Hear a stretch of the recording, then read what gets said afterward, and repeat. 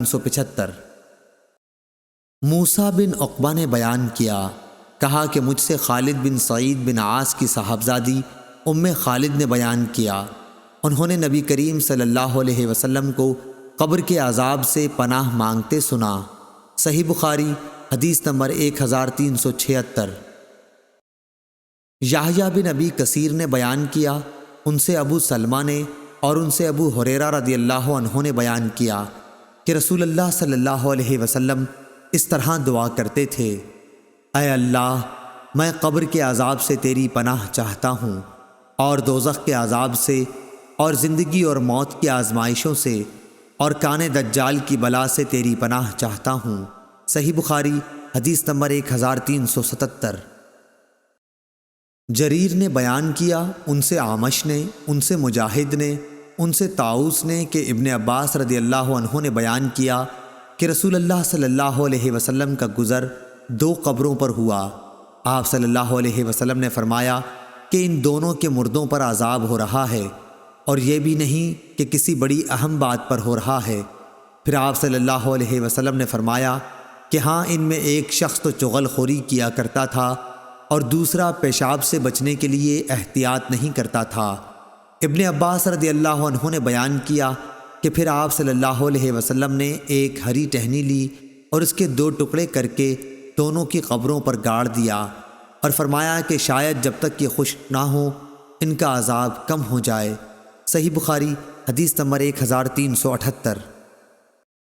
امام مالک رحمہ اللہ نے یہ حدیث بیان کی، انہوں نے کہا کہ ہم سے نافع نے بیان کیا، اور ان سے عبداللہ بن عمر رضی اللہ عنہ نے بیان کیا کہ رسول اللہ صلی اللہ علیہ وسلم نے فرمایا کہ جب تم میں سے کوئی شخص مر جاتا ہے تو اس کا ٹھکانہ اسے صبح و شام دکھایا جاتا ہے، اگر وہ جنتی ہے تو جنت والوں میں، اور جو دوزخی ہے تو دوزخ والوں میں۔ پھر کہا جاتا ہے یہ تیرا ٹھکانہ ہے، یہاں تک کہ قیامت کے دن اللہ تجھ کو اٹھائے گا۔ صحیح بخاری حدیث نمبر 1379۔ سعید بن ابی سعید نے بیان کیا، ان سے ان کے باپ نے بیان کیا، ان سے ابو سعید خدری رضی اللہ عنہ نے کہ رسول اللہ صلی اللہ علیہ وسلم نے فرمایا کہ جب جنازہ تیار ہو جاتا ہے پھر مرد اس کو اپنی گردنوں پر اٹھا لیتے ہیں، تو اگر وہ مرد نیک ہو تو کہتا ہے کہ ہاں آگے لے چلو، مجھے بڑھائے چلو، اور اگر نیک نہیں ہوتا تو کہتا ہے ہائے رے خرابی، میرا جنازہ کہاں لیے جا رہے ہو۔ اس آواز کو انسان کے سوا تمام مخلوق خدا سنتی ہے، اگر کہیں انسان سن پائیں تو بے ہوش ہو جائیں۔ صحیح بخاری حدیث نمبر 1380۔ عبدالعزیز بن صہیب نے بیان کیا، اور ان سے انس بن مالک رضی اللہ عنہ نے بیان کیا کہ رسول اللہ صلی اللہ علیہ وسلم نے فرمایا کہ جس مسلمان کے بھی 3 نابالغ بچے مر جائیں تو اللہ تعالیٰ اپنے فضل و رحمت سے جو ان بچوں پر کرے گا ان کو بہشت میں لے جائے گا۔ صحیح بخاری حدیث نمبر 1381۔ عدی بن ثابت نے بیان کیا، انہوں نے برا بن عازب رضی اللہ عنہ سے سنا، انہوں نے فرمایا کہ جب حضرت ابراہیم حضرت صلی اللہ علیہ وسلم کے صاحبزادے کا انتقال ہوا تو رسول اللہ صلی اللہ علیہ وسلم نے فرمایا کہ بہشت میں ان کے لیے ایک دودھ پلانے والی ہے۔ صحیح بخاری حدیث نمبر 1382۔ عبداللہ بن مبارک نے خبر دی، کہا کہ ہمیں شعبہ نے خبر دی، انہیں ابو بشر جعفر نے، انہیں سعید بن جبیر نے، ان کو ابن عباس رضی اللہ عنہ نے کہ نبی کریم صلی اللہ علیہ وسلم سے مشرکوں کے نابالغ بچوں کے بارے میں پوچھا گیا۔ آپ صلی اللہ علیہ وسلم نے فرمایا کہ اللہ تعالیٰ نے جب انہیں پیدا کیا تھا اسی وقت وہ خوب جانتا تھا کہ یہ کیا عمل کریں گے۔ صحیح بخاری حدیث نمبر 1383۔ عطا بن یزید لیثی نے خبر دی، انہوں نے ابو ہریرہ رضی اللہ عنہ سے سنا، آپ نے فرمایا کہ رسول اللہ صلی اللہ علیہ وسلم سے مشرکوں کے نابالغ بچوں کے بارے میں پوچھا گیا۔ آپ نے فرمایا کہ اللہ خوب جانتا ہے جو بھی وہ عمل کرنے والے ہوئے۔ صحیح بخاری حدیث نمبر 1384۔ آدم بن ابی ایاس نے بیان کیا، ان سے ابن ابی ذئب نے، ان سے زہری نے، ان سے ابو سلمہ بن عبد الرحمن نے، اور ان سے ابو ہریرہ رضی اللہ عنہ نے کہ نبی صلی اللہ علیہ وسلم نے فرمایا ہر بچے کی پیدائش فطرت پر ہوتی ہے، پھر اس کے ماں باپ اسے یہودی یا نصرانی یا مجوسی بنا دیتے ہیں، بالکل اسی طرح جیسے جانور کے بچے صحیح سالم ہوتے ہیں۔ کیا تم نے پیدائشی طور پر کوئی ان کے جسم کا حصہ کٹا ہوا دیکھا ہے؟ صحیح بخاری حدیث نمبر 1385۔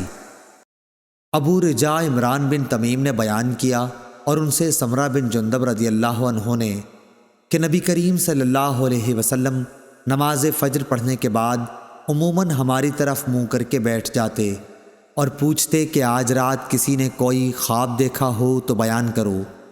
راوی نے کہا کہ اگر کسی نے کوئی خواب دیکھا ہوتا تو اسے وہ بیان کر دیتا اور آپ اس کی تعبیر اللہ کو جو منظور ہوتی بیان فرماتے۔ ایک دن آپ نے معمول کے مطابق ہم سے دریافت فرمایا، کیا آج رات کسی نے تم میں کوئی خواب دیکھا ہے؟ ہم نے عرض کی کہ کسی نے نہیں دیکھا۔ آپ نے فرمایا، لیکن میں نے آج رات ایک خواب دیکھا ہے کہ 2 آدمی میرے پاس آئے، انہوں نے میرے ہاتھ تھام لیے اور مجھے ارض مقدس کی طرف لے گئے اور وہاں سے عالم بالا کی مجھ کو سیر کرائی۔ وہاں کیا دیکھتا ہوں کہ ایک شخص تو بیٹھا ہوا ہے اور ایک شخص کھڑا ہے اور اس کے ہاتھ میں، امام بخاری نے کہا کہ ہمارے بعض اصحاب نے غالباً عباس بن فضیل اسقاطی نے موسیٰ بن اسماعیل سے یوں روایت کیا ہے، لوہے کا آنکس تھا جسے وہ بیٹھنے والے کے جبڑے میں ڈال کر اس کے سر کے پیچھے تک چیر دیتا، پھر دوسرے جبڑے کے ساتھ بھی اسی طرح کرتا تھا۔ اس دوران میں اس کا پہلا جبڑا صحیح اور اپنی اصلی حالت پر آ جاتا اور پھر پہلے کی طرح وہ اسے دوبارہ چیرتا۔ میں نے پوچھا کہ یہ کیا ہو رہا ہے؟ میرے ساتھ کے دونوں آدمیوں نے کہا کہ آگے چلو۔ چنانچہ ہم آگے بڑھے تو ایک ایسے شخص کے پاس آئے جو سر کے بل لیٹا ہوا تھا اور دوسرا شخص ایک بڑا سا پتھر لیے اس کے سر پر کھڑا تھا۔ اس پتھر سے وہ لیٹے ہوئے شخص کے سر کو کچل دیتا تھا۔ جب وہ اس کے سر پر پتھر مارتا تو سر پر لگ کر وہ پتھر دور چلا جاتا اور وہ اسے جا کر اٹھا لاتا۔ ابھی پتھر لے کر واپس بھی نہیں آتا تھا کہ سر دوبارہ درست ہو جاتا، بالکل ویسا ہی جیسا پہلے تھا۔ واپس آ کر وہ پھر اسے مارتا۔ میں نے پوچھا کہ یہ کون لوگ ہیں؟ ان دونوں نے جواب دیا کہ ابھی اور آگے چلو۔ چنانچہ ہم آگے بڑھے تو ایک تنور جیسے گڑھے کی طرف چلے جس کے اوپر کا حصہ تو تنگ تھا لیکن نیچے سے خوب فراخ۔ نیچے آگ بھڑک رہی تھی۔ جب آگ کے شعلے بھڑک کر اوپر کو اٹھتے تو اس میں جلنے والے لوگ بھی اوپر اٹھاتے اور ایسا معلوم ہوتا کہ اب وہ باہر نکل جائیں گے، لیکن جب شعلے دب جاتے تو وہ لوگ بھی نیچے چلے جاتے۔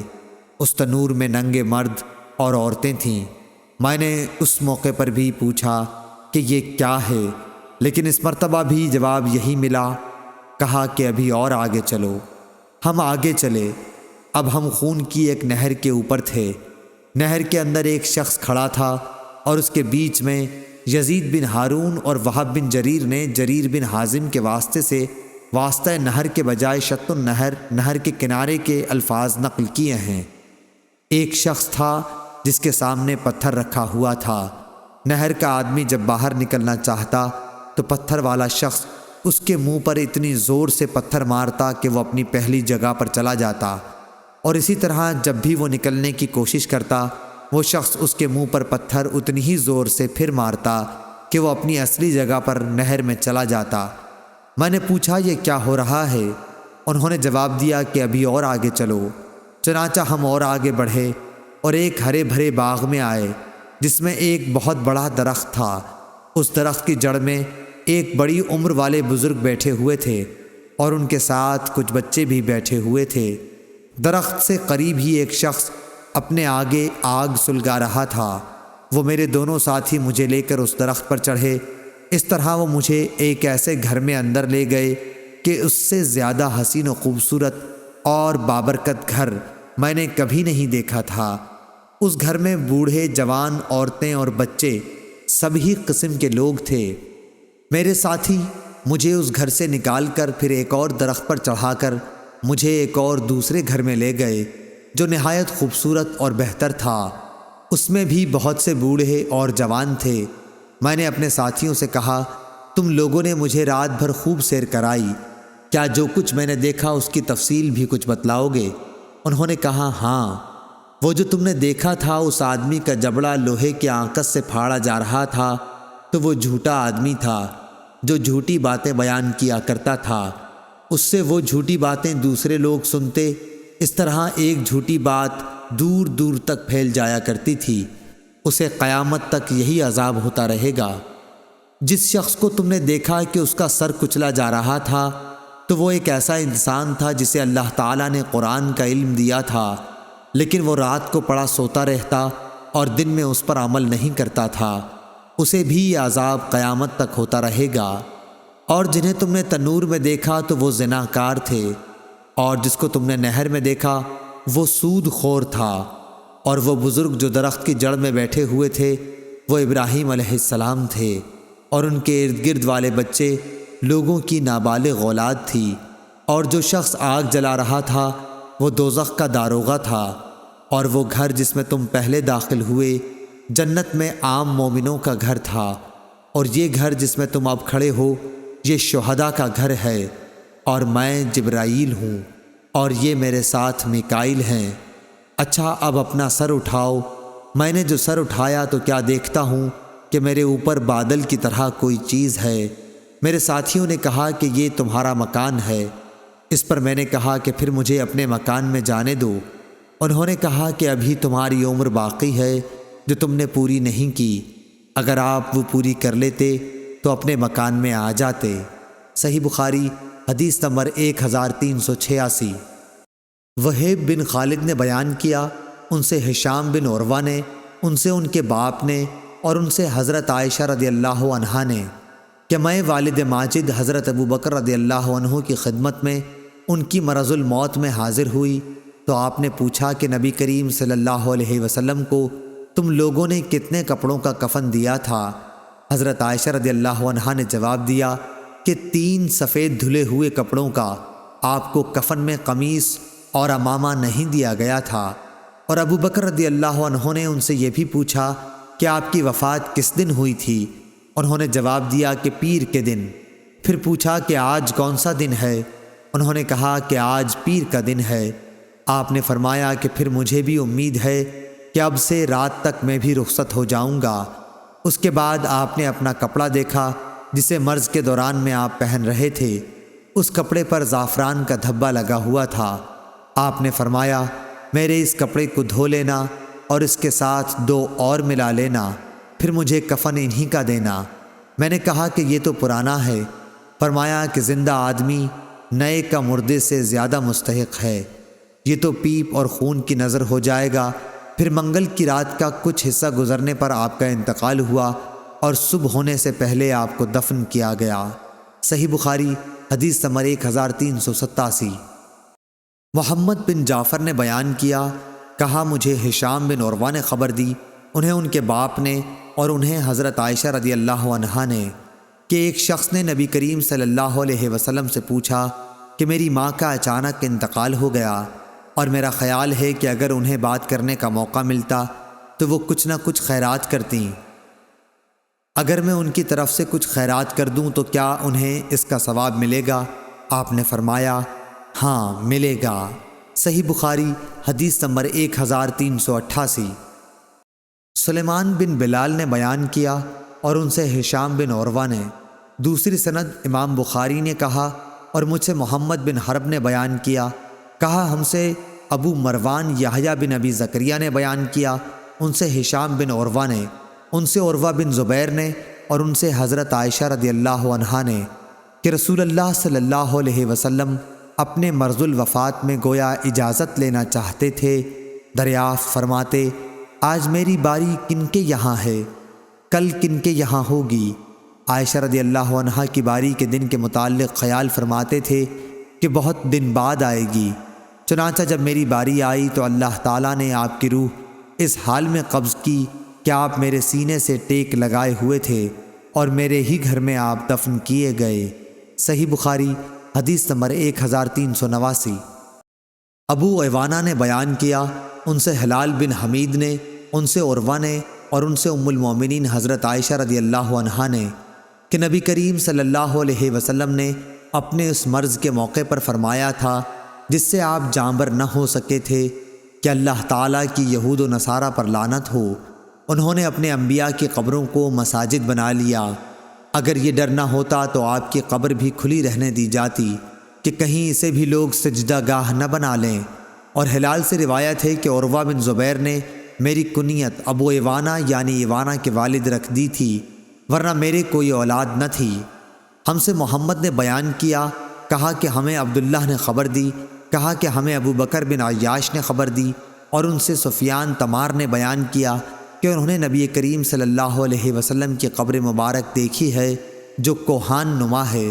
ہم سے فروہ بن ابی المغرہ نے بیان کیا، کہا کہ ہم سے علی بن مسہر نے بیان کیا، ان سے ہشام بن عروہ نے، ان سے ان کے والد نے کہ ولید بن عبد الملک بن مروان کے عہد حکومت میں جب نبی کریم صلی اللہ علیہ وسلم کے حجرہ مبارک کی دیوار گری اور لوگ اسے زیادہ اونچی اٹھانے لگے تو وہاں ایک قدم ظاہر ہوا۔ لوگ یہ سمجھ کر گھبرا گئے کہ یہ نبی کریم صلی اللہ علیہ وسلم کا قدم مبارک ہے۔ کوئی شخص ایسا نہیں تھا جو قدم کو پہچان سکتا۔ آخر عروہ بن زبیر نے بتایا کہ نہیں، خدا گواہ ہے، یہ رسول اللہ صلی اللہ علیہ وسلم کا قدم نہیں ہے، بلکہ یہ تو عمر رضی اللہ عنہ کا قدم ہے۔ صحیح بخاری حدیث نمبر 1390۔ ہشام اپنے والد سے اور وہ عائشہ رضی اللہ عنہا سے روایت کرتے ہیں کہ آپ نے عبداللہ بن زبیر رضی اللہ عنہ کو وصیت کی تھی کہ مجھے حضور اکرم صلی اللہ علیہ وسلم اور آپ کے ساتھیوں کے ساتھ دفن نہ کرنا، بلکہ میری دوسری سوکنوں کے ساتھ بقیع غرقد میں مجھے دفن کرنا۔ میں یہ نہیں چاہتی کہ ان کے ساتھ میری بھی تعریف ہوا کرے۔ صحیح بخاری حدیث نمبر 1391۔ عمرو بن میمون اودی نے بیان کیا کہ میری موجودگی میں حضرت عمر بن خطاب رضی اللہ عنہ نے عبداللہ بن عمر رضی اللہ عنہ سے فرمایا کہ اے عبداللہ، ام المومنین عائشہ رضی اللہ عنہا کی خدمت میں جا اور کہہ کہ عمر بن خطاب نے آپ کو سلام کہا ہے، اور پھر ان سے معلوم کرنا کہ کیا مجھے میرے دونوں ساتھیوں کے ساتھ دفن ہونے کی آپ کی طرف سے اجازت مل سکتی ہے۔ حضرت عائشہ رضی اللہ عنہا نے کہا کہ میں نے اس جگہ کو اپنے لیے پسند کر رکھا تھا، لیکن آج میں اپنے پر عمر رضی اللہ عنہ کو ترجیح دیتی ہوں۔ جب ابن عمر رضی اللہ عنہ واپس آئے تو عمر رضی اللہ عنہ نے دریافت کیا کہ کیا پیغام لائے ہو؟ کہا کہ امیر المومنین انہوں نے آپ کو اجازت دے دی ہے۔ عمر رضی اللہ عنہ یہ سن کر بولے کہ اس جگہ دفن ہونے سے زیادہ مجھے اور کوئی چیز عزیز نہیں تھی، لیکن جب میری روح قبض ہو جائے تو مجھے اٹھا کر لے جانا، اور پھر دوبارہ عائشہ رضی اللہ عنہا کو میرا سلام پہنچا کر ان سے کہنا کہ عمر نے آپ سے اجازت چاہی ہے، اگر اس وقت بھی وہ اجازت دے دیں تو مجھے وہیں دفن کر دینا، ورنہ مسلمانوں کے قبرستان میں دفن کر دینا۔ میں اس امر خلافت کا ان چند صحابہ سے زیادہ اور کسی کو مستحق نہیں سمجھتا جن سے رسول اللہ صلی اللہ علیہ وسلم اپنی وفات کے وقت تک خوش اور راضی رہے۔ وہ حضرات میرے بعد جسے بھی خلیفہ بنائیں، خلیفہ وہی ہوگا، اور تمہارے لیے ضروری ہے کہ تم اپنے خلیفہ کی باتیں توجہ سے سنو اور اس کی اطاعت کرو۔ آپ نے اس موقع پر حضرت عثمان، علی، طلحہ، زبیر، عبد الرحمن بن عوف اور سعد بن ابی وقاص رضی اللہ عنہم کے نام لیے۔ اتنے میں ایک انصاری نوجوان داخل ہوا اور کہا کہ اے امیر المومنین، آپ کو بشارت ہو، اللہ عز و جل کی طرف سے آپ کا اسلام میں پہلے داخل ہونے کی وجہ سے جو مرتبہ تھا وہ آپ کو معلوم ہے۔ پھر جب آپ خلیفہ ہوئے تو آپ نے انصاف کیا، پھر آپ نے شہادت پائی۔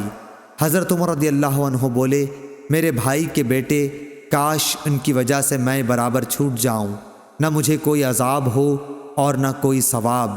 ہاں، میں اپنے بعد آنے والے خلیفہ کو وصیت کرتا ہوں کہ وہ مہاجرین اولین کے ساتھ اچھا برتاؤ رکھے، ان کے حقوق پہچانے اور ان کی عزت کی حفاظت کرے، اور میں اسے انصار کے بارے میں بھی اچھا برتاؤ رکھنے کی وصیت کرتا ہوں۔ یہ وہ لوگ ہیں جنہوں نے ایمان والوں کو اپنے گھروں میں جگہ دی۔ میری وصیت ہے کہ ان اچھے لوگوں کے ساتھ بھلائی کی جائے اور ان میں جو برے ہوں ان سے درگزر کیا جائے، اور میں ہونے والے خلیفہ کو وصیت کرتا ہوں اس ذمہ داری کو پورا کرنے کی جو اللہ اور رسول کی ذمہ داری ہے، یعنی غیر مسلموں کو جو اسلامی حکومت کے تحت زندگی گزارتے ہیں کہ ان سے کیے گئے وعدوں کو پورا کیا جائے، انہیں بچا کر لڑا جائے اور طاقت سے زیادہ ان پر کوئی بھار نہ ڈالا جائے۔ صحیح بخاری حدیث نمبر 1392۔ مجاہد نے بیان کیا اور ان سے ام المومنین عائشہ رضی اللہ عنہا نے کہ نبی کریم صلی اللہ علیہ وسلم نے فرمایا، مردوں کو برا نہ کہو کیونکہ انہوں نے جیسا عمل کیا اس کا بدلہ پا لیا۔ اور اس کی روایت عبداللہ بن عبد القدوس نے اعمش سے اور محمد بن انس نے بھی اعمش سے کی ہے۔ اس روایت کے مطابق علی بن جعد، محمد بن عرورہ اور ابن ابی عدی نے شعبہ سے کی ہے۔ صحیح بخاری حدیث نمبر 1393۔ عمر بن حفص نے بیان کیا، انہوں نے کہا کہ مجھ سے میرے باپ نے بیان کیا اعمش سے، انہوں نے کہا کہ مجھ سے عمرو بن مرہ نے بیان کیا، ان سے سعید بن جبیر نے، اور ان سے ابن عباس رضی اللہ عنہ نے بیان کیا کہ ابو لہب نے نبی کریم صلی اللہ علیہ وسلم سے کہا کہ سارے دن تجھ پر بربادی ہو۔ اس پر یہ آیت اتری، تبت یدا ابی لہب وتب، یعنی ٹوٹ گئے ہاتھ ابو لہب کے اور وہ خود ہی برباد ہو گیا۔ صحیح بخاری حدیث نمبر 1394۔